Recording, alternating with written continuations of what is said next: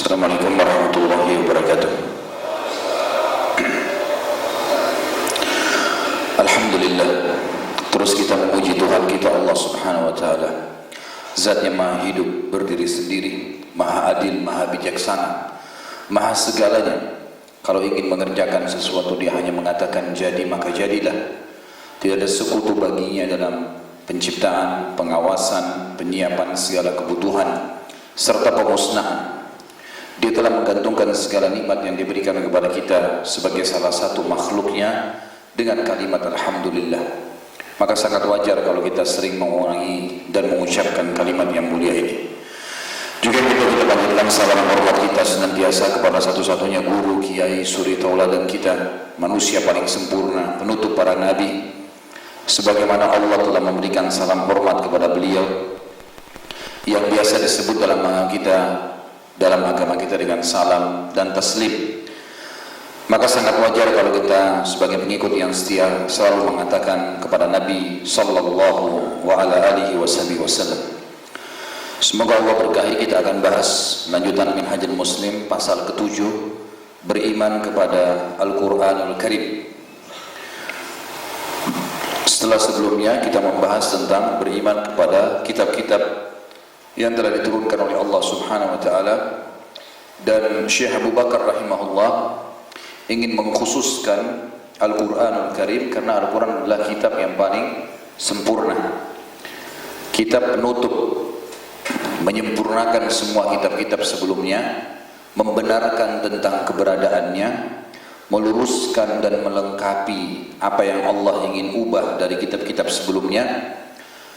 Dan tidak ada lagi kitab setelah Al-Quran. Hal ini berlaku sama dengan kerasulan Nabi Muhammad sallallahu alaihi wasallam. Beliau datang menutup semua nabi-nabi dan rasul, penyempurna atas ajaran-ajaran mereka dan membenarkan risalah mereka, serta tidak ada nabi dan utusan setelah Nabi Muhammad sallallahu alaihi wasallam. Beriman, sebagaimana sudah sering saya ulangi teman-teman sekalian, adalah mengikrarkan dengan lisan, meyakini dengan hati, dan mengaplikasikan dengan anggota tubuh. Kepada Al-Quran, Al-Quran diambil dari kata-kata qara'a yaqra'u yang berarti membaca. Dan Al-Quran berarti sesuatu yang harus dibaca. Al-Karim, Karim adalah kemuliaan yang tertinggi. Kalau ada orang baik, suka memberi, maka orang itu dikatakan orang yang baik. Kalau dalam bahasa Arab dikatakan mungkin seseorang yang thayyib, baik. Tapi kalau ada orang yang non-stop dengan kebaikannya, selalu baik, selalu membantu, selalu tersenyum, selalu pokoknya semua kebaikan, namanya orang karim. Makanya sifatnya Allah akramul akramin. Dia zat yang di atas orang-orang yang mulia. Jadi karim ini hanya diberikan predikat kalau manusia itu yang selalu senyum, selalu membantu, tidak pernah menolak permintaan orang lain, selalu hidupnya membantu, selalu baik. Sampai julukan karim ini kalau dalam orang Arab itu, kalau dia ditarik misalnya ke masalah tamu, rumahnya selalu 24 jam tidak pernah kosong dari tamu, baru dikatakan dia karim. Baru dikatakan dia karim. Al-Quran salah satu julukannya adalah Al-Quran Al-Karim, karena Al-Quran selalu memberikan yang terbaik. Tidak ada yang buruk di dalamnya, semuanya terbaik. Teori-teori dalamnya tidak pernah kadaluarsa. Hukum-hukumnya kalau diterapkan membawa kepada ketentraman dan kebahagiaan. Beriman padanya, membacanya pahala. Beriman padanya perintah agama. Kemudian pada saat meninggal, Al-Quran ini akan menolong untuk masuk ke dalam surga. Bahkan persub bahasan atau sub surahnya pun sudah cukup untuk menolong seseorang nantinya. Seperti misalnya hadis yang menyebutkan riwayat Bukhari Muslim, surah Al-Baqarah dan Al-Imran, dua surah dalam Al-Quran, surah nomor 2 dan surah nomor 3. Kata Nabi SAW akan datang pada hari kiamat di hadapan Allah Azza wa Jalla dan terus memohon kepada Allah memberikan syafaat bagi pembacanya sampai keduanya memasukkan pembacanya ke dalam surga. Bukan kita belum bicara 30 juznya, kita baru bicara tentang 2 surahnya. Hadis yang lain berbunyi 30 ayat dalam Al-Quran. Siapapun yang membacanya akan selamat dari fitnah kubur. Nggak ada pertanyaan mungkar nakir. Selamat dari azab kubur. Maka Nabi SAW menyebutkan dia adalah surah Al-Mulk. Misal, itu dari surah-surah Al-Quran, gitu kan? Yang sangat mulia. Al-Falaq sama An-Nas contohnya. Waktu turun, Jibril AS mendatangi Nabi SAW dan berkata, "Hai Muhammad, sekarang nih di atas kepala kamu sedang terbuka pintu langit. Dan turun darinya malaikat yang tidak pernah turun sebelumnya dan tidak akan turun setelah hari ini. Malaikat pilihan, khusus membawa surah Al-Falaq dan surah An-Nas. Surah yang mulia. Dan dikatakan Nabi SAW sering membaca doa-doa, beragam macam doa dibaca, tujuannya untuk berlindung dari keburukan-keburukan sebelum turun Al-Falaq sama An-Nas. Tapi setelah turun Al-Falaq sama An-Nas, maka Nabi SAW meninggalkan kecuali bacaan Al-Falaq sama An-Nas untuk berlindung dari keburukan-keburukan dan kejahatan yang mungkin menimpa manusia. Dan terlalu banyak hal-hal yang berhubungan dengan Al-Quran ini yang luar biasa. Nanti mungkin kita coba akan paparkan pada saat kita membahas atau membaca tulisan Syekh Abu Bakar rahimahullah. Ada satu hal sebelum kita jauh membahas teman-teman sekalian. Satu hal yang saya berharap antum bubar dari masjid sini lakukan dengan Al-Quran. Al-Quran ini teman-teman bukan sebuah buku tulisan seorang doktor, profesor, atau seorang penulis novel yang terkenal, yang antum cuma sekedar kenang. Kalau teman-teman bilang, saya punya buku tulisan fulan, orang terkenal misalnya, lalu kita juga berbangga, oh saya juga sudah beli itu. Baca atau nggak baca nggak ada masalah. Banyak orang jadikan Al-Quran seperti itu. Al-Quran betul-betul hanya sebatas dia tahu kitab panduan kitab agamanya, baca dapat pahala, sebatas itu. Mereka tidak berpikir Al-Quran ini sebenarnya petunjuk bagi alam semesta. Al-Quran ini semestinya menjadi pegangan untuk seluruh dunia, seluruh negara. Hukum-hukumnya mestinya Al-Quran, bukan cuma orang Islam. Karena Allah Subhanahu wa taala memang menjadikan Al-Quran untuk itu. Allah mengatakan dalam banyak ayat, hudan linnas, petunjuk bagi manusia. Jadi dia bukan cuma sekedar untuk dibaca teman-teman atau kagum dengan salah satu kisahnya, bukan itu. Al-Quran itu selain dibaca, dihafal, diamalkan, diterapkan dalam kehidupan. Saya sudah pernah sebutkan bagaimana rentetan histori kehidupan orang Islam pada saat mereka berpegang pada Al-Quran. Sampai 91 tahun yang lalu saja kita masih menguasai dunia karena kita menjadikan Al-Quran sebagai pegangan kita. Teman-teman, waktu Nabi SAW mendirikan kerajaan pertama di Madinah tahun 1 sampai 11 Hijriah, waktu itu ada 2 kerajaan, 2 negara adik kuasa. Persia punya peradaban, kehidupan sosial, bangunan mereka mewah-mewah, sistem ekonominya ada, kekuatan militernya ada, semuanya ada.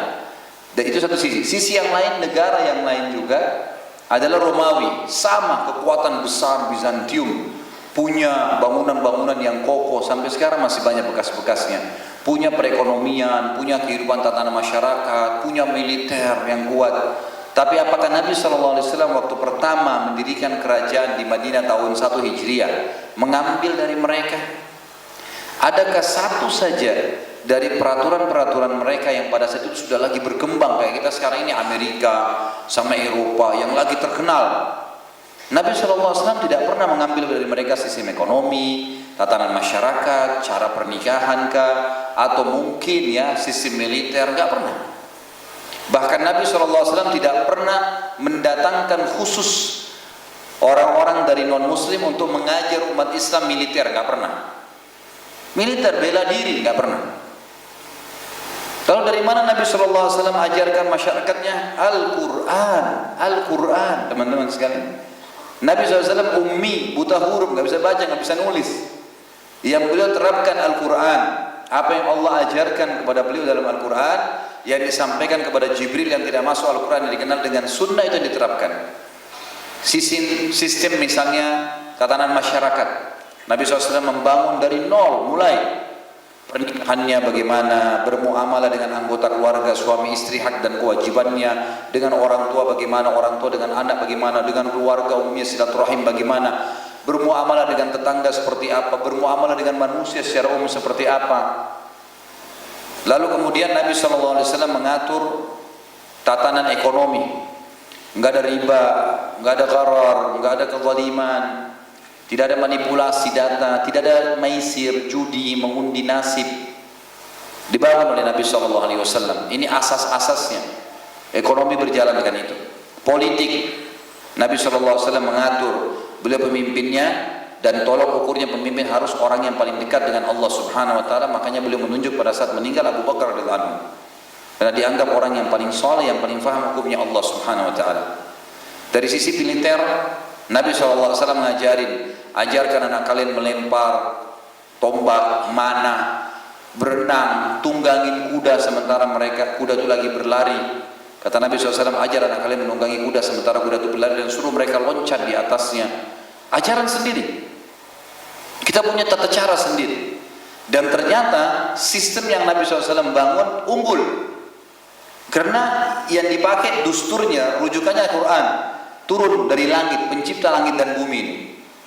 Jadi ternyata sistem rumah tangga paling hebat di dunia sistem rumah tangga Islam. Hak-hak dan kewajiban anggota keluarga paling hebat adalah Islam. Bagaimana Islam mempedulikan hak nafkahnya istri, naungannya, pendidikannya. Bagaimana istri dituntun sampai hal detail, bagaimana melayani suaminya, bagaimana menjaga bau badannya, bagaimana melayani biologisnya, anak-anak, bagaimana memberikan haknya, bagaimana harus mendidik mereka, bagaimana menjadikan mereka aset amal jariah. Orang tua, bagaimana berbakti, balas jasanya mereka sampai mereka tua pun, sampai mereka meninggal. Keluarga secara umum, silaturahim keluarga, penyebab adanya rezeki, ya kan? Kemudian juga seluruh masyarakat. Kata Nabi SAW, kalau kalian masak, lebihkan kuahnya, lebihkan masakannya, bagilah kepada tetangga kalian.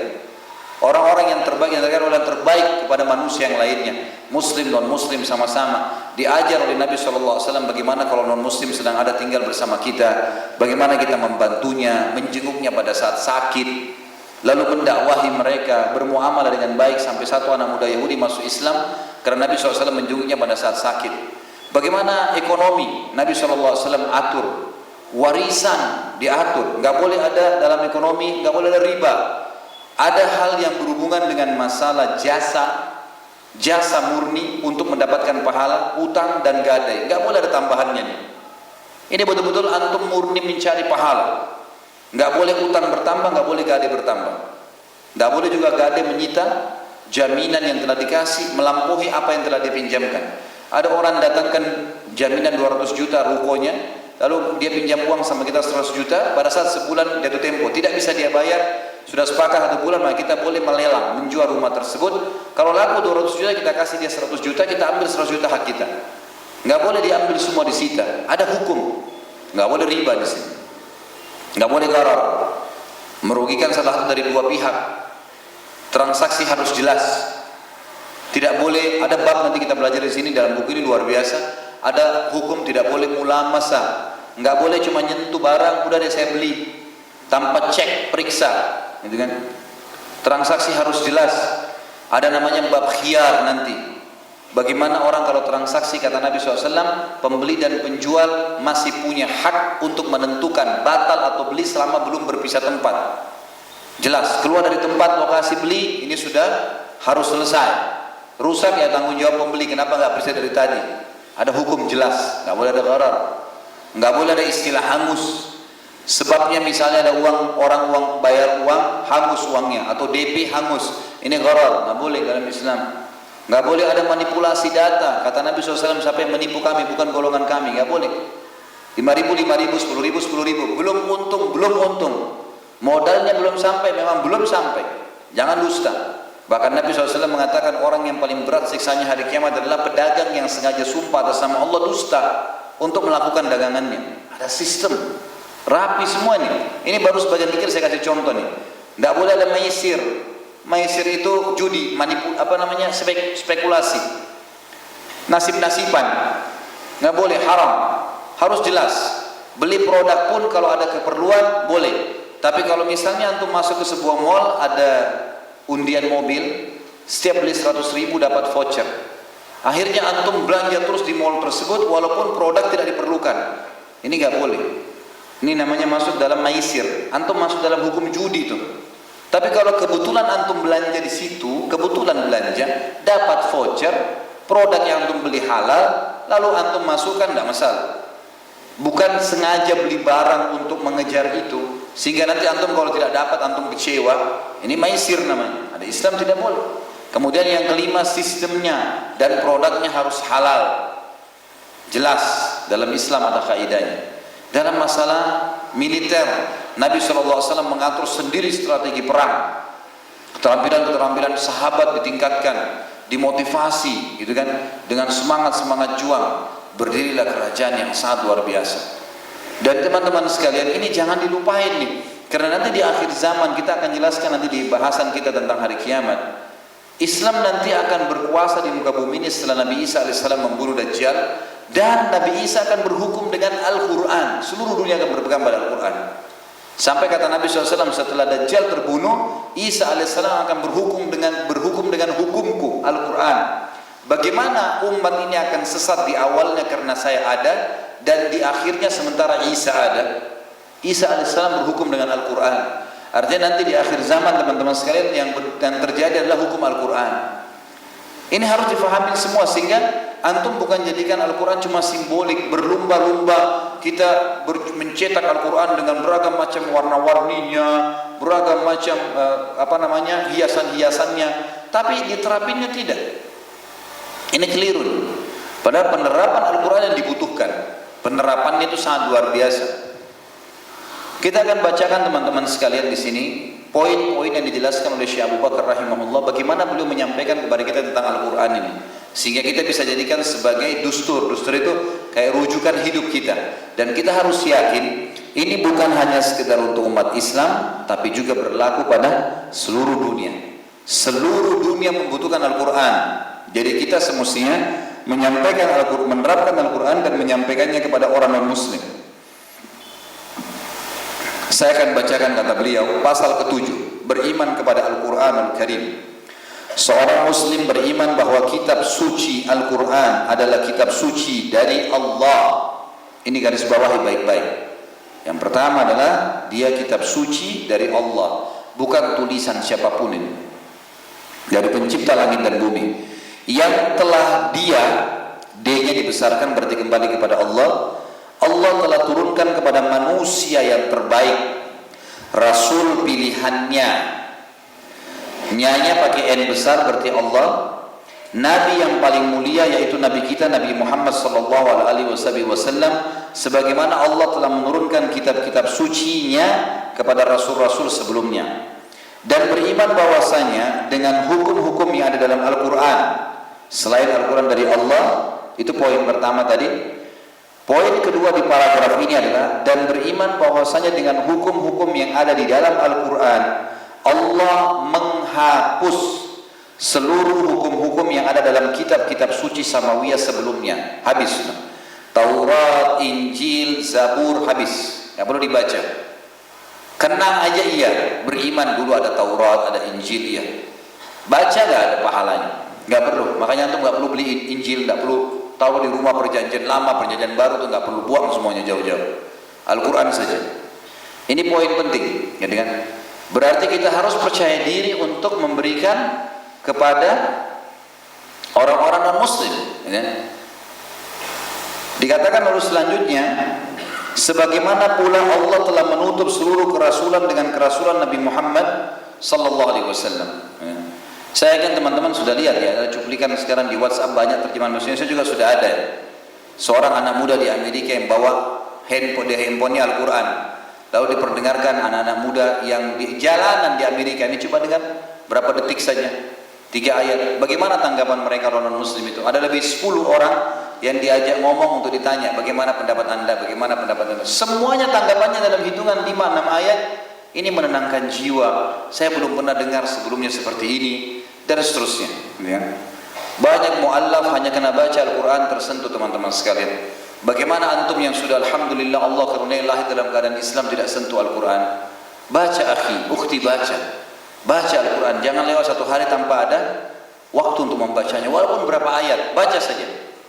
Ya, sebagian ulama mengatakan kalau kau ingin Allah Subhanahu wa ta'ala memudahkan segala urusanmu, lowongkanlah waktumu membaca kitabnya walaupun sebentar, setiap hari. Coba lowongin waktu, 5 ayat, 10 ayat, tidak apa-apa.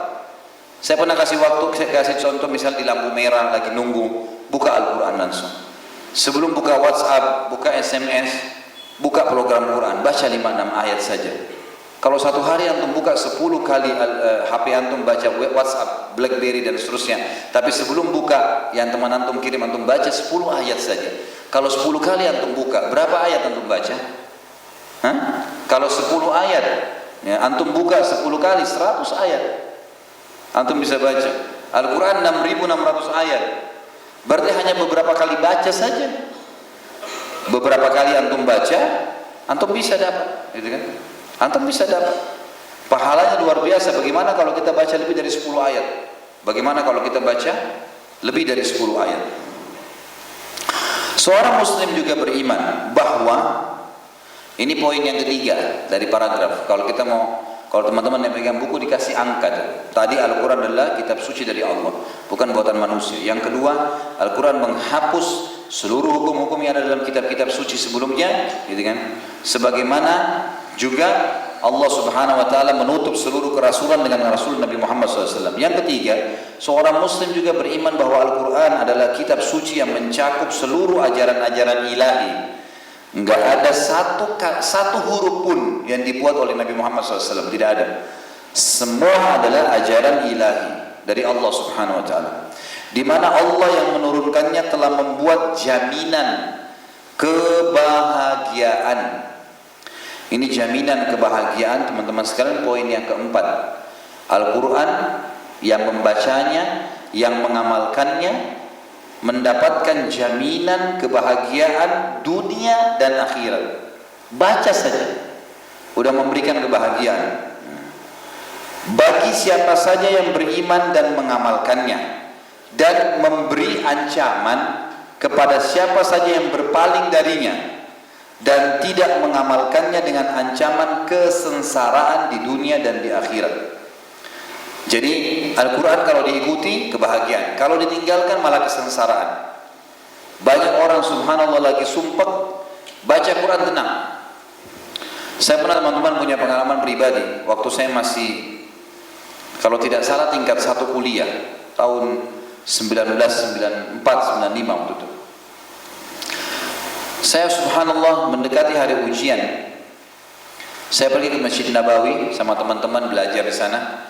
Dari habis duhur, habis ujian hari pertama, besok ini mau ujian, saya sudah lupa mata pelajaran apa waktu itu, tapi yang jelas besok mau ujian. Subhanallah, dari habis duhur saya baca nggak paham-paham, nggak bisa ngerti nih pelajaran. Sebentar hafal, malas, ngantuk, nanti keluar kamar mandi, nanti sebentar makan, sampai nggak terasa waktu sudah menjelang maghrib nih. Udah 4-5 jam saya duduk di Masjid Nabawi, belum selesai baca satu bab pun. Ini kalau nggak salah itu ada 13-14 bab. Besok mau ujian, ini gimana caranya? Saya bilang sama teman saya, kebetulan beliau dari Gorontalo, dari Kota Mobagu, Sulawesi Utara sana. Teman dekat saya, sama-sama tamat, Ustaz Syahron. Beliau sama-sama saya belajar. Kadang-kadang beliau ini belajar juga sama saya, nanya-nanya. Kadang-kadang juga saya nanya, sama-sama belajar. Sudah baca nih, saya bilang, akhi, hari ini nggak bisa belajar, nggak tahu kenapa gelisah gitu, kayak nggak bisa masuk nih pelajaran. Gimana caranya mau ujian besok nih? Dan ini penaikan tingkatan. Subhanallah, pengalaman saya pribadi, lagi duduk habis sholat maghrib berjamaah di Masjid Nabawi, di depan saya ada halaqah Al-Quran.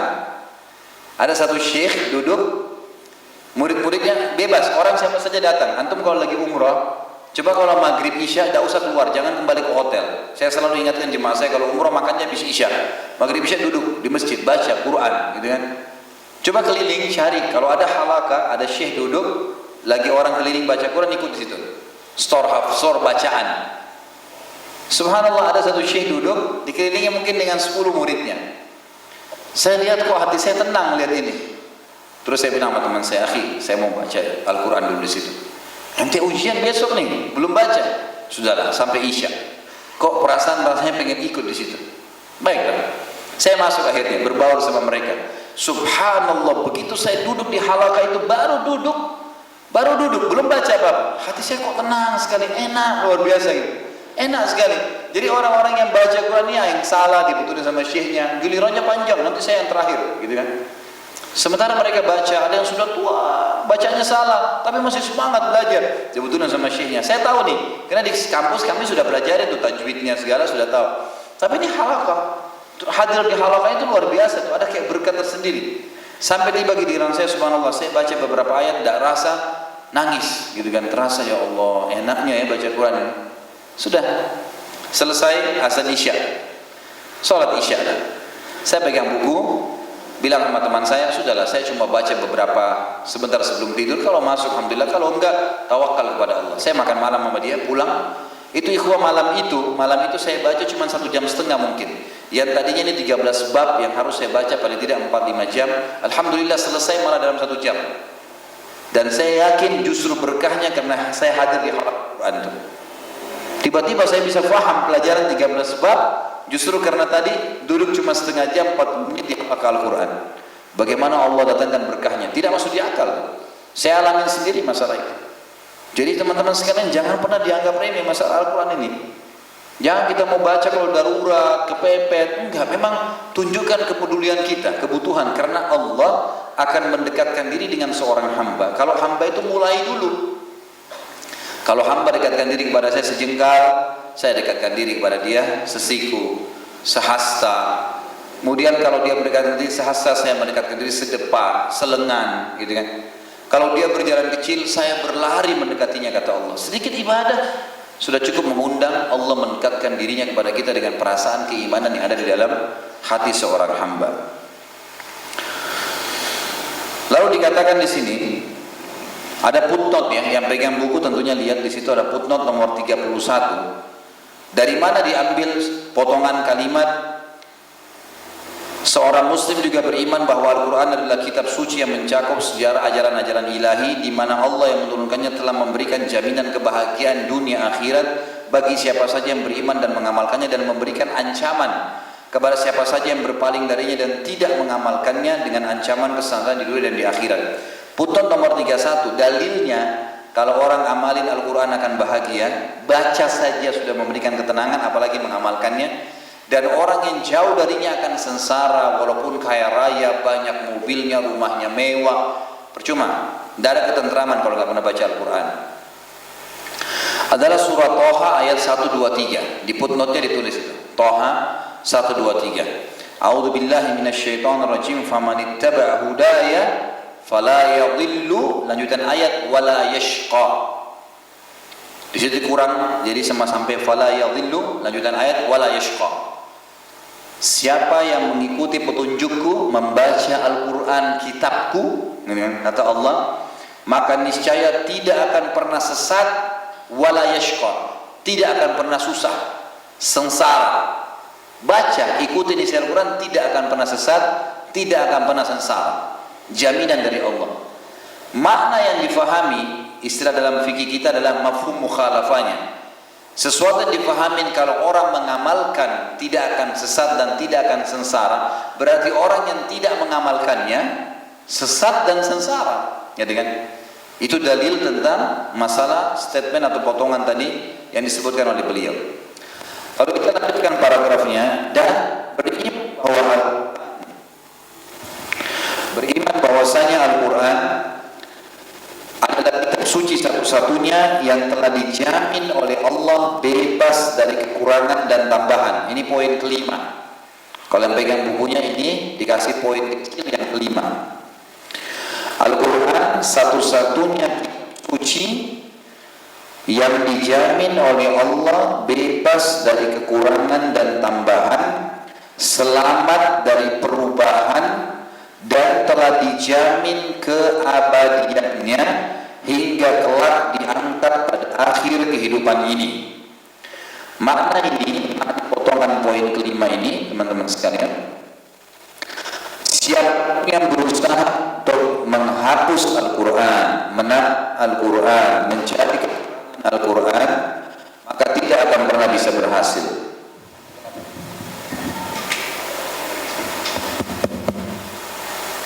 Tidak akan pernah berhasil siapapun yang berusaha.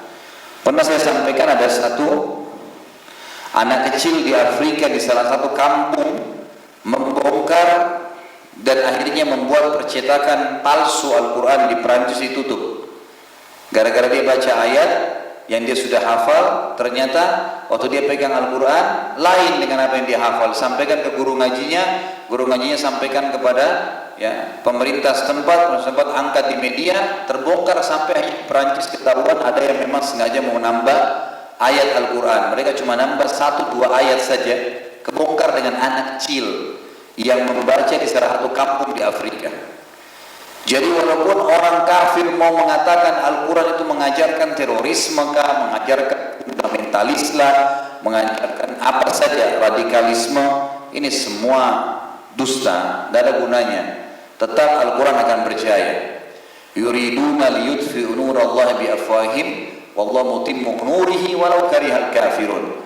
Mereka berusaha untuk meredam agama Allah ini dengan lisan-lisan mereka, tapi Allah tetap akan menyempurnakannya walaupun orang-orang kafir tidak menyukainya.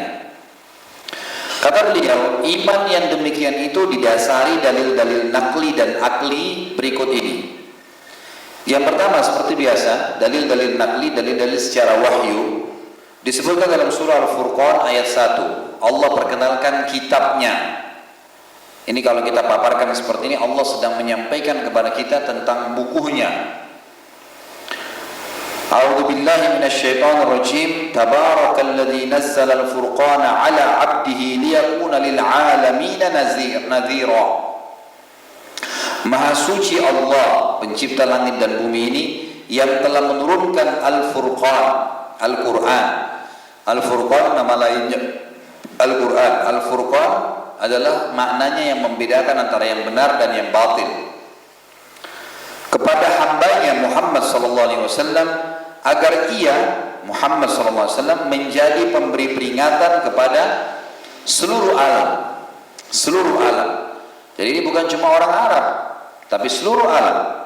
Semua orang yang belajar Al-Quran akan dapat petunjuk, karena ini petunjuk dari pencipta mereka. Dalil yang kedua surah Yusuf ayat 3. Kata Allah Subhanahu wa taala, A'udzu billahi minasyaitonir rajim. Nahnu naqussu 'alaika ahsanal qasasi bima auhayna ilaika hadzal qur'ana wa in kunta min qablihi laminal ghafilin. Kami menceritakan kepada Muhammad kisah yang baik sekali, kisah tentang Yusuf alaihissalam. Karena rupanya kata para ulama tafsir, kisah Yusuf ini banyak direkayasa dalam kitab Taurat dan Injil oleh orang-orang yang sudah mengubah firman Allah. Maka Al-Quran datang mendapat jaminan dari pencipta Allah Subhanahu wa ta'ala, tidak akan rusak,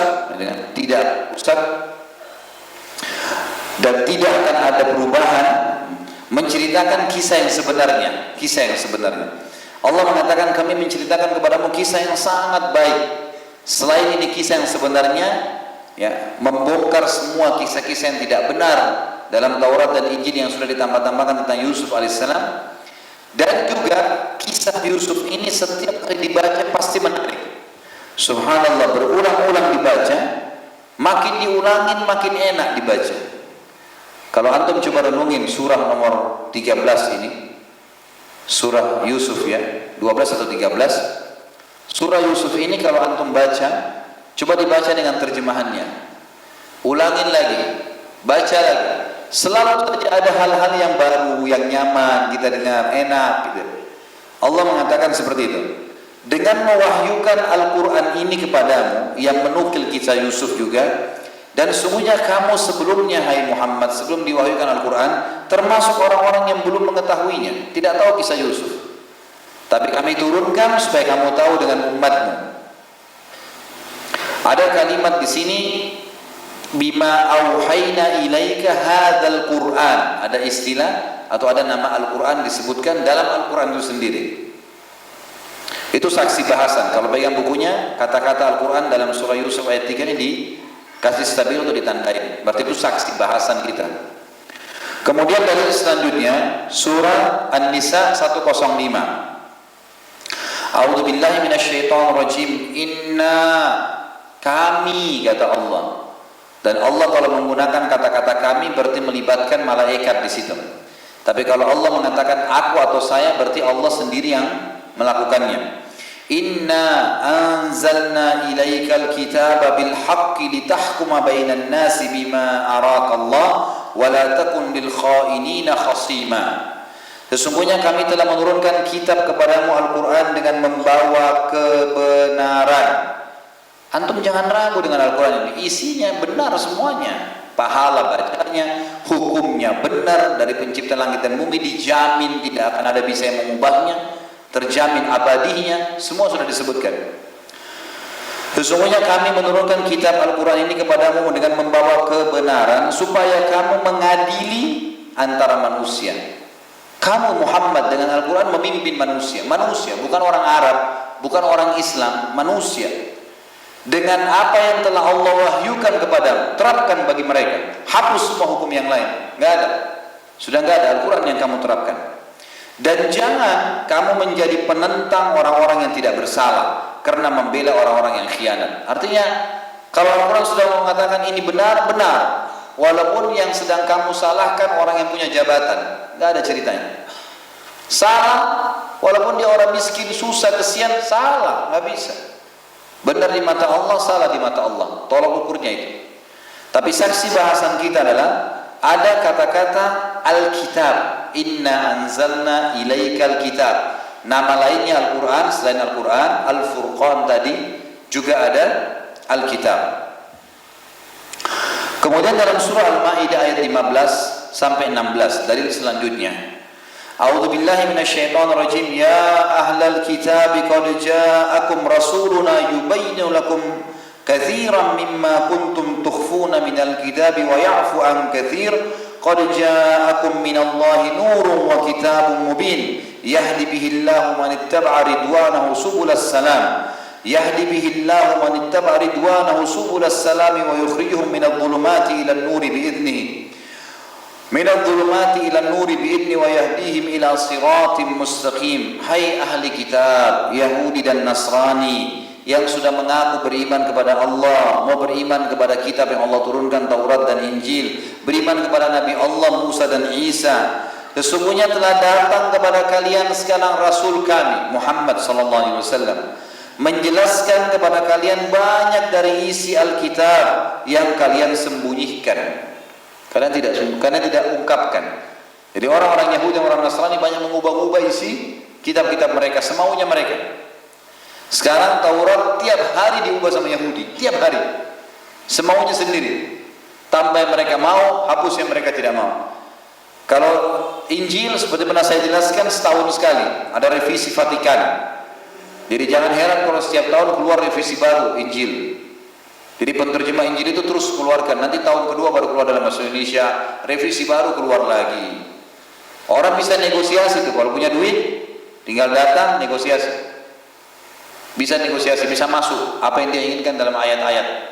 Wah ini luar biasa itu kan. Itu yang mereka lakukan. Sesungguhnya telah datang kepada kalian Rasul kami menjelaskan kepada kalian banyak dari isi Alkitab yang kalian sembunyikan dan banyak pula yang dibiarkannya. Ada hukum yang dihapus, ada hukum yang dibiarkan. Sesungguhnya telah datang kepada kalian cahaya dari Allah. Al-Quran ini cahaya dan kitab yang menerangkan. Dengan kitab itulah Al-Quran Allah menunjuki orang-orang yang mengikuti keridhaannya ke jalan keselamatan. Dan dengan kitab itu pula Al-Quran Allah mengeluarkan orang-orang itu dari gelap gulita kepada cahaya yang terang benderang dengan seizinnya dan menunjuki mereka ke jalan yang lurus.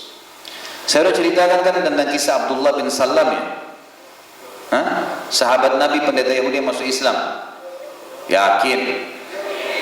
Ngarang-ngarang itu. Abdullah bin Salam salah satu pendeta Yahudi yang masuk Islam. Waktu dia mau masuk Islam, radhiyallahu anhu sahabat Nabi ini, dia datang kepada Nabi SAW. Waktu Nabi datang ke Madinah, Abdullah bin Salam teriak dengan suara keras, Allahu Akbar, telah datang Nabi yang kita tunggu-tunggu, gitu kan? Tantenya Abdullah bin Salam juga pendeta tapi perempuan. Dia bilang, wahai Abdullah, Kalau Musa datang, kau tidak teriak begitu? Kok bisa? Dia bilang, wahai ibu, bukankah ini orang yang kita tunggu selama ini? Sebab orang Yahudi hijrah ke Madinah, kita selama ini bertahan, mempertahankan, selalu ribut dengan orang-orang asli Madinah, karena Yahudi suka bicara sama orang-orang Ansar yang nanti jadi Ansar di Madinah. Jadi setelah mereka beriman, kita selalu bilang, jadi orang Yahudi suka bilang sama orang asli Madinah, nanti akan keluar Nabi terakhir di sini nih. Kami akan beriman padanya dan kami akan memerangi kalian karena kalian kafir kepadanya. Ini sudah Nabi jelas sudah datang nih, hijrah, namanya jelas, fisiknya jelas, jalur keturunannya jelas, semua jelas. Lalu kata tantenya, kata ibunya, coba kamu pastikan. Tantenya, coba kamu pastikan. Maka Abdullah bin Salam datang ke masjid lalu bertanya kepada Nabi SAW beberapa pertanyaan dan akhirnya dia masuk Islam. Di antaranya ditanya adalah tentang kisah Ashabul Kahfi. Yang turun sebab turun Ashabul Kahfi, kisah tentang Dzulkarnain disebutkan dalam surah Al-Kahfi semua ini. Allah SWT menjawab melalui wahyu. Waktu dijawab, Abdullah bin Salam bilang ini sudah benar semua ini. Syahadat, asyhadu an la ilaha illallah wa anna muhammadar rasulullah. Kata Abdullah bin Salam, ya Rasulullah, orang-orang Yahudi tahu kedudukan saya. Saya ini pendeta mereka yang paling mereka segani. Nomor satu pendetanya Yahudi, saya ini Abdullah bin Salam. Semua mereka tahu, saya hafal Taurat, ya. Saya juga mengetahui apa yang diteruskan dan apa yang tertulis dalam Injil. Saya tahu semuanya perilaku-perilaku mereka, tradisi mereka, semuanya saya tahu. Bahkan jalur-jalur nasabnya semua saya tahu. Tapi mereka ya Rasulullah, kaum Gadar, suka berkhianat, Yahudi. Jadi saya akan sembunyi. Coba Anda undang tokoh-tokoh mereka, pendeta-pendeta mereka, lalu Abdullah bin Salam kasih namanya. Ini nama-namanya nih, pendeta-pendeta Yahudi. Undang mereka. Tawarkan mereka Islam. Kalau mereka nolak, tanyakan tentang saya. Nabi SAW sudah paham, baiklah, diundanglah. Surat khusus datang kepada suku-suku Yahudi ini, pimpinannya datang semua. Termasuk yang datang adalah Huyai bin Akhtab. Huyai bin Akhtab ini ayahnya Sofia, nanti jadi istri Nabi SAW. Tapi nanti setelah perang Khaybar datang, ini salah satu pendeta Yahudi yang fanatik sekali, benci dengan Nabi SAW, padahal tahu dia Nabi. Datanglah mungkin 7-8 orang pendeta Yahudi, lalu duduklah. Kata Nabi SAW, wahai orang-orang Yahudi, bertakwalah kepada Allah. Kalian tahu saya utusan Allah, saya penutup para nabi, nama saya tertulis dalam kitab kalian. Kalian hijrah ke Madinah karena saya. Ini saya sudah datang nih. Kalian orang yang paling berhak beriman kepada saya. Ini orang-orang asli Madinah penyembah berhala. Kalian sudah mengenal Allah, bertakwalah kepada Allah, berimanlah. Enggak, kata Yahudi, kami enggak yakin kau orangnya, dusta, kami enggak yakin. Kata Nabi SAW, baiklah, bagaimana pendapat kalian tentang Abdullah bin Salam? Kata mereka, dia adalah tuan kami, dia adalah ulama kami, pimpinan kami. Ini yang hadir ulama-ulamanya Yahudi memuji Abdullah bin Salam, mengatakan itu ulama kami, pimpinannya mana, gitu kan? Ini kalau ini gurunya kiai, gitu kan? Dan dia orang yang paling bersih nasabnya, orang yang paling suci. Kalau kita darah biru, ini orang luar biasa nih, paling pintar, pimpinan, jalur nasabnya hebat, orang yang luar biasa. Kata Nabi SAW, bagaimana kalau Abdullah bin Salam sudah masuk Islam? Mereka bilang mustahil, nggak mungkin. Abdullah bin Salam lagi di belakang tembok masjid Nabi. Nabi bilang, hai Abdullah, masuklah. Masuk Abdullah bin Salam mengatakan, hai Yahudi, bertakwalah kepada Allah, asyhadu an la ilaha illallah wa anna muhammadar rasulullah. Syahadat. Tiba-tiba orang Yahudi semua, dalam hadis Bukhari dikatakan, mereka bilang, dia orang yang paling bodoh di antara kami, dia orang yang paling buruk, dia orang yang paling tidak baik nasabnya. Dibalik, bayangkan dalam 5 menit nih, kurang 5 menit dibalik semua data-data itu. Dan ini di depan orang.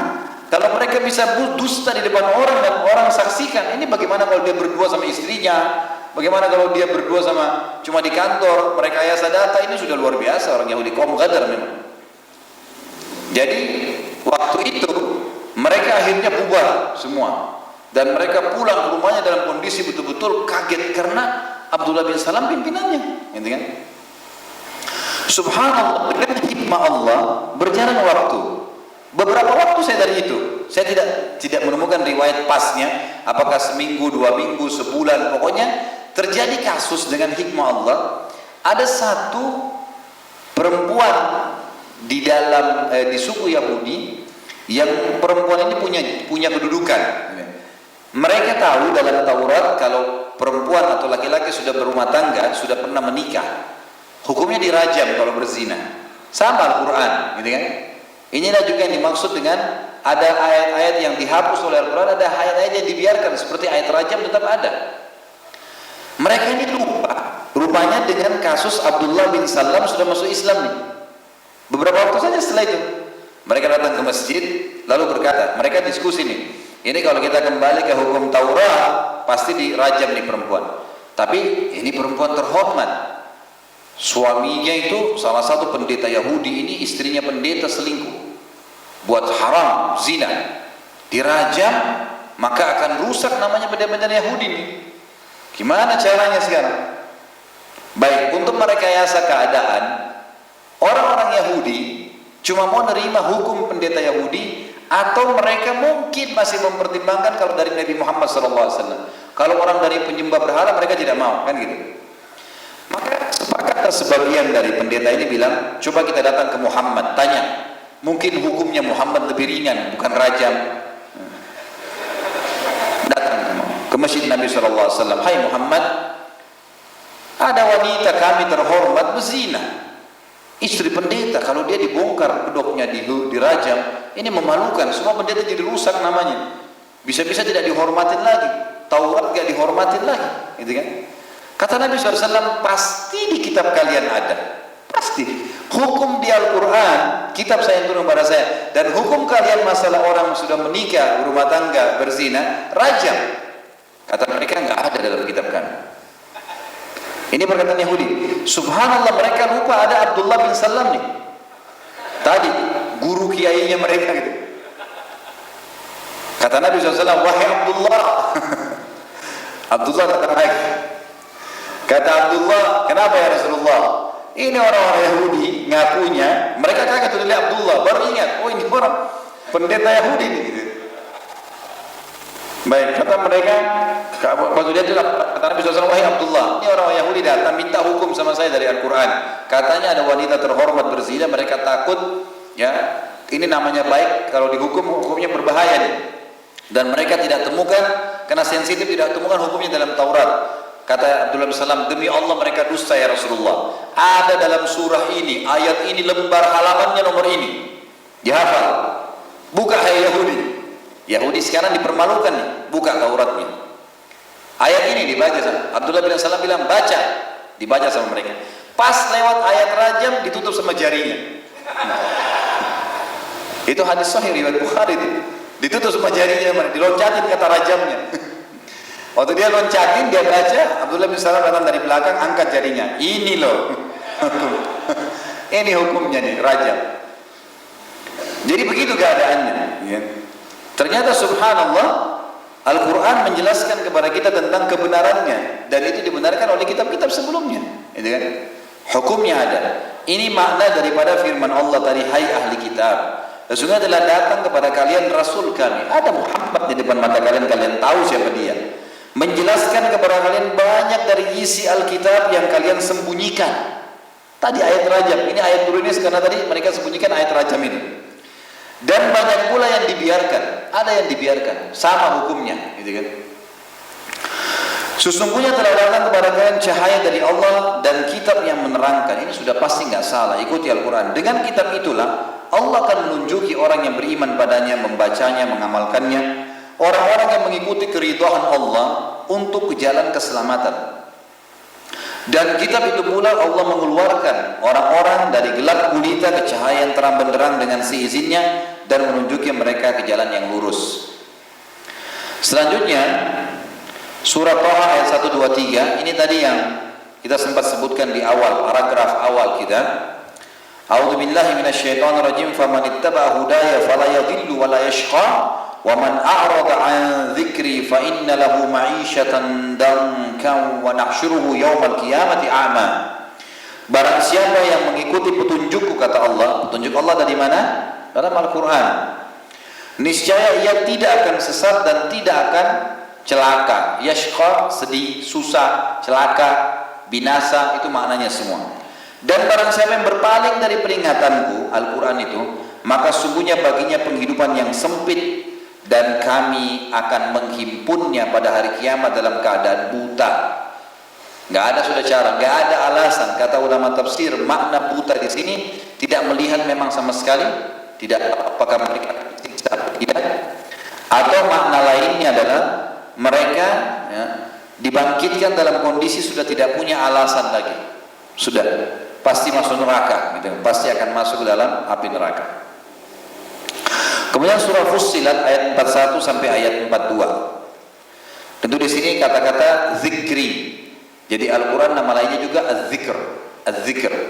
Inna nahnu nazzalna dzikra wa inna lahu lahafidhun.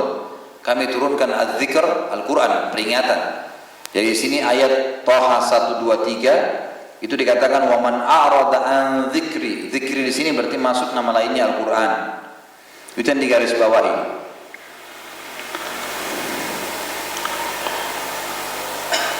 Juga di ayat sebelumnya tadi Al-Maidah 15-16 ada kata Allah SWT, qad ja'akum minallahi nurun wa kitabun mubin. Al-Quran juga dinamakan dengan nur, cahaya. Selanjutnya teman-teman sekarang surah Fussilat ayat 41 sampai 42 yang bunyinya tentang Al-Quran. A'udzu billahi minasyaitonir rajim wa innahu lakitabun aziz la ya'tihi al-batilu min baini yadayhi wala min khalfi tanzilun min hakimin hamid. Sesungguhnya Al-Quran itu adalah kitab yang mulia yang tidak mungkin datang kepadanya kebatilan. Nggak mungkin ada yang bisa mengubahnya, tidak mungkin ada panduan yang salah, baik dari depan maupun dari belakangnya, yang diturunkan dari Rabb yang maha bijaksana lagi maha terpuji. Maha bijaksana lagi maha terpuji. Saksi bahasan adalah kitab yang mulia. Saya lihat cuplikan kemarin, kalau tidak salah, kemarin dulu ada satu cuplikan yang menghebohkan Eropa. Itu baru diangkat sekitar berapa menit saja, itu sudah ada pengunjungnya 6 juta pengunjung. Tiba-tiba gara-gara 2 orang anak muda dari Belanda, Nasrani nih, waktu dia lihat Islam dibenci betul karena kejadian Prancis, dengan hikmah Allah dari agama mereka non muslim, masuk ke perpustakaan, masuk toko buku, beli Injil dan beli Al-Quran. Kebetulan di Belanda covernya rupanya antara Quran sama Injil sama, seperti dari kulit begitu ya, seperti dari plastik tapi yang bagus ya. Itu cuma bedanya tulisannya ya, ada Bible dan ada Al-Quran gitu kan. Maka yang mereka lakukan adalah mereka mengambil ya Taurat ya, Injil ini, dirobek cover depannya, diberikan cuplikan bagaimana mereka proses itu. Jadi cover kayak Minhajul Muslim dicabut sama dia, ditempel covernya Al-Quran di Injil itu. Lalu mereka membuka ayat-ayat Injil yang berbunyi semuanya ancaman, potong tangannya, penggal lehernya, bakar, inilah banyak ayat-ayat dalam Injil begitu isinya, gitu kan? Semua di stabilo sama mereka.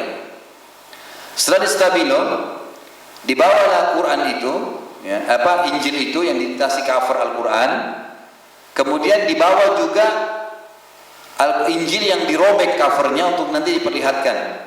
Lalu dia bawa Al-Quran yang asli. Mereka berdiri di pinggir jalan, mereka adakan survei. Semua orang yang lewat di jalan raya Belanda, di ibu kota Belanda, dikasih lihat nih, bagaimana pendapat tentang kejadian Paris. Oh, Islam itu memang kejam, keras, begini. Kalau Nasrani bagaimana? Nggak mungkin Nasrani mengajar itu. Baik, ini kita lihat nih Al-Quran ini menurut anda apa ini? Dibaca sama dia, orang-orang yang tanya covernya, oh Al-Quran ini ada beberapa yang saya stabilo, benar nggak menurut anda ini? Dibacalah tentang potong tangannya, potong kepalanya, ini macam-macam. Wah benar, berarti pantas mereka melakukan tuh.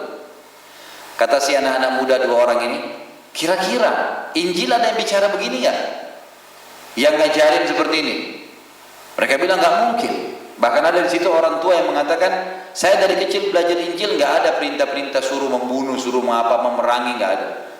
Ini kata orang-orang, lebih dari 15 orang diajak ngomong, semuanya sama kata-katanya, dan semuanya kaget pada saat dia bilang, apakah anda yakin ini Al-Quran? Coba lihat baik-baik. Semua rata-rata mengatakan saya tidak tahu. Baik, dibuka sama dia. Ini covernya saya yang ganti, dia bilang. Ini covernya, cover Al-Quran. Dibuka sama dia. Ini ada lemnya. Dilihatkan lemnya. Ini saya buka. Ini di depannya rupanya ada tulisan seperti ini, kita fotokopian Bible. Ini Injil. Dibuka. Ini kan Anda kenal kan ini? Pas bab Matius, ayat surah ini, surah ini. Oh iya, baik. Yang Anda baca tadi itu adalah Injil, bukan Al-Quran. Ini Injil mengajarkan seperti ini. Kalau Anda mau lihat Al-Quran, ini Al-Quran. Ini orang Nasrani ya, ini Al-Qurannya. Kalau dalam Al-Quran malah saya tidak temukan ada kata-kata yang lebih tegas dibandingkan dengan masalah Injil itu. Dan mereka semuanya kaget pada saat diperlihatkan seperti itu. Itu dalam hitungan berapa menit saja sudah 6 juta orang pengunjungnya. Karena memang subhanallah Allah datangkan dari mereka sendiri. Kan sekarang lagi tegang kaum muslimin di sana ya. Di Eropa, di Amerika, bahkan ada yang sudah membabi buta main sembarangan tembak. Ini hanya karena masalah fitnah saja ya, terbawa fitnah. Bahkan saya dapat ada foto yang didatangkan oleh sebagian wartawan non muslim.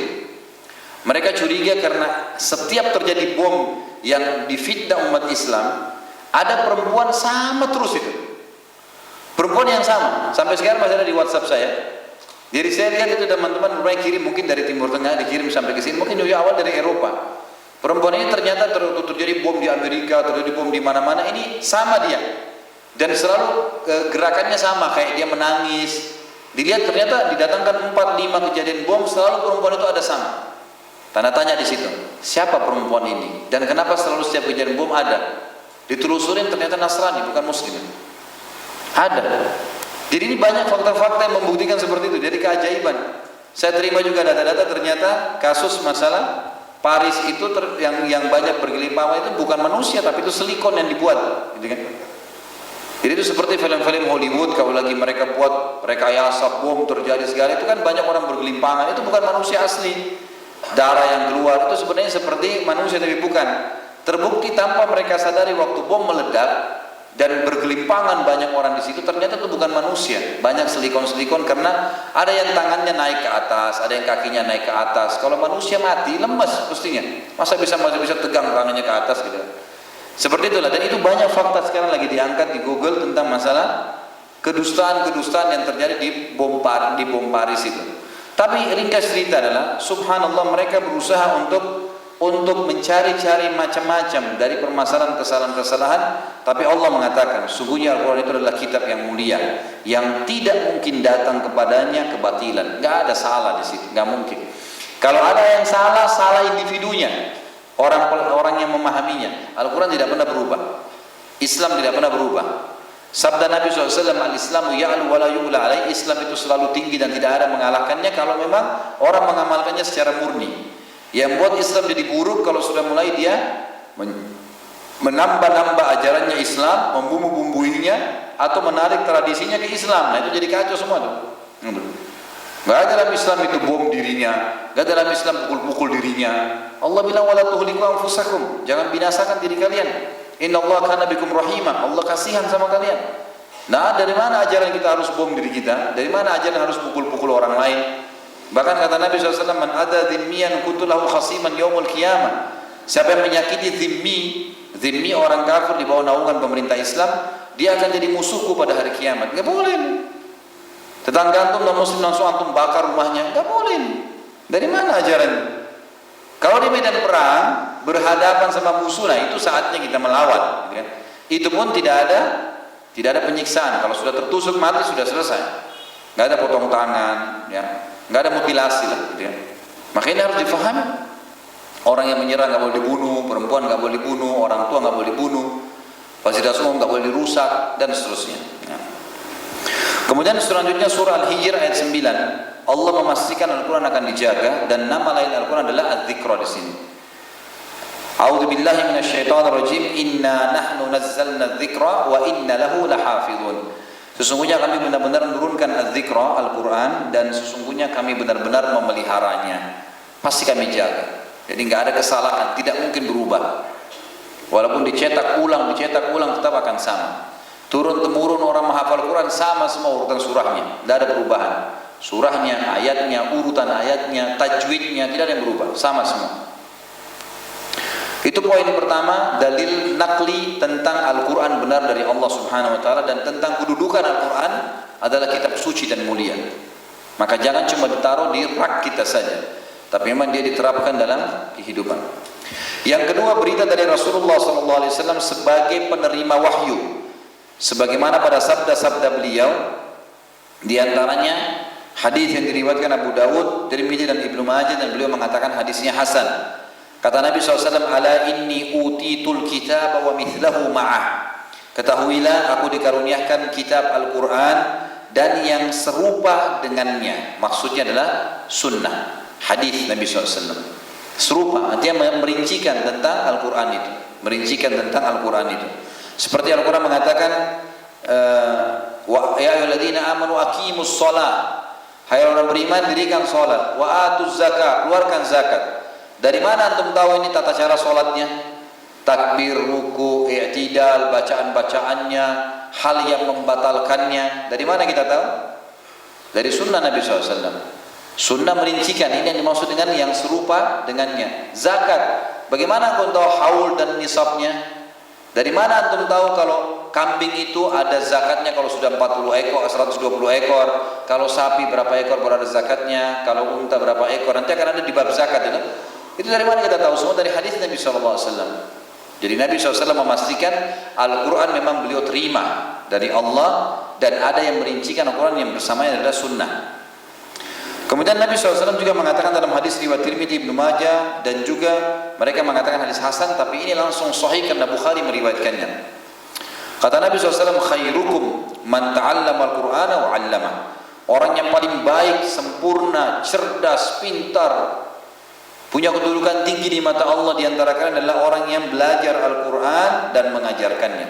Kata ulama, belajar bacaannya, ya, belajar hukum-hukumnya, mengamalkannya, menghafalnya.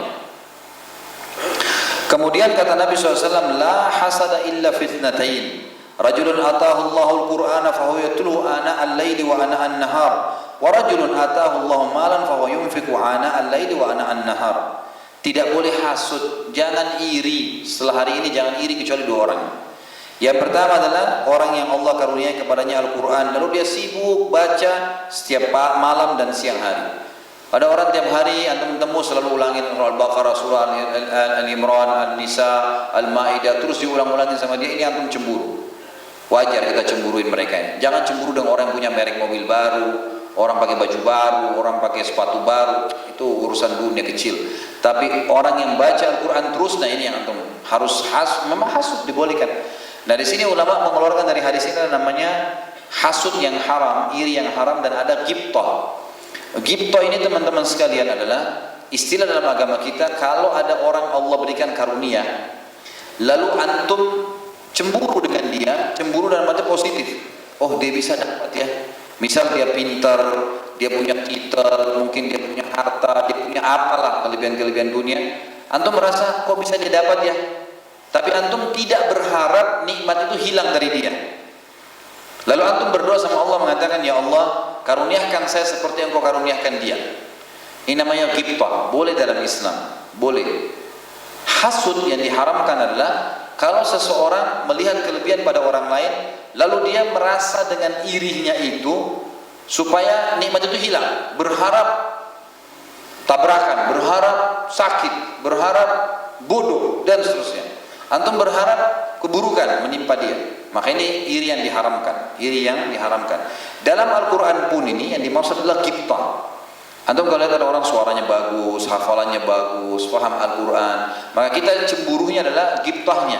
Kita berharap, ya orang ini kok bisa ya, saya juga harus bisa. Ya Allah karuniakan saya seperti dia. Nah itu boleh. Tapi kalau antum berharap orang ini hafalannya hilang, jadi bodoh, nah ini nggak boleh. Ini haram. Faham maksudnya? Baik, selanjutnya dikatakan, dan yang kedua adalah seseorang yang Allah karuniai harta, lalu dia sibuk menginfakkan di waktu malam dan siang hari, terus sedekah, dimanapun lubang sedekah selalu dia hadir. Nah ini wajar kita contohin. Ingat, tapi tidak berharap kebaikan itu hilang dari dia.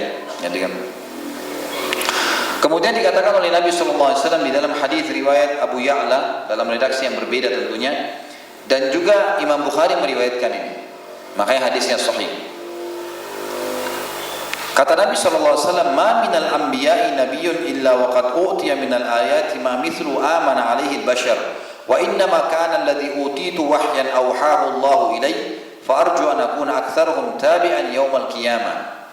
Tidak ada seorang nabi pun melainkan telah diberikan ayat-ayat atau mukjizat, yang mukjizat ini sesuatu yang di luar kapasitas manusia, yang membuat orang-orang akhirnya meyakini memang dia nabi, yang semisal dengan mukjizat nabi sebelumnya, hampir mirip-mirip sesuai dengan keadaan kaumnya, yang dengannya manusia akan beriman. Dan sesungguhnya aku dikaruniakan yang mengalahkan semua mukjizat mereka itu, yang berupa wahyu yang diwahyukan oleh Allah kepadaku, maksudnya Al-Quran. Maka aku berharap dengan Al-Quran itu menjadi nabi yang paling banyak pengikutnya pada hari kiamat. Dan hadis yang terakhir dalam poin kedua ini adalah hadis yang mulia. Ini kalau Yahudi dan Nasrani tahu hadis ini luar biasa. Kata Nabi SAW, "Lau kana Musa au Isa hayyan ma wasi'u illa tibai." Kalau seandainya Musa dan Isa hidup, niscaya tidak ada pilihan lain kecuali mereka menjadi pengikutku. Kalau Musa sekarang hidup, mereka akan jadi umat Muhammad SAW. Isa juga begitu. Kalau nabinya saja mereka begitu, apalagi umatnya. Jadi lebih pantas gitu kan? Seperti itulah. Yang ketiga, secara dalil nakli adalah berimannya miliaran manusia dari kaum muslimin bahwasanya Al-Quran adalah kitab suci dari Allah dan merupakan wahyu yang telah dia wahyukan kepada Rasulnya. Dan i'tikad itu keyakinan, i'tikad mereka yang sangat kokoh dalam hal itu, yang disertai dengan selalu membacanya, menghafalnya, dan mengamalkan ajaran dan hukum-hukum yang terkandung di dalamnya. Jadi umat Islam mengamalkannya, dan orang yang mengamalkan itu luar biasa, pasti akan diberikan kebahagiaan oleh Allah Subhanahu wa taala. Ini adalah dalil akli teman-teman sekalian. Sekarang kita pindah ke dalil akli, secara akal. Al-Quran kitab dari Allah, Al-Quran kitab suci. Apa fakta-fakta akalnya? Yang pertama kata beliau, Al-Quran mencakup berbagai ilmu pengetahuan yang akan disebutkan di bawah ini.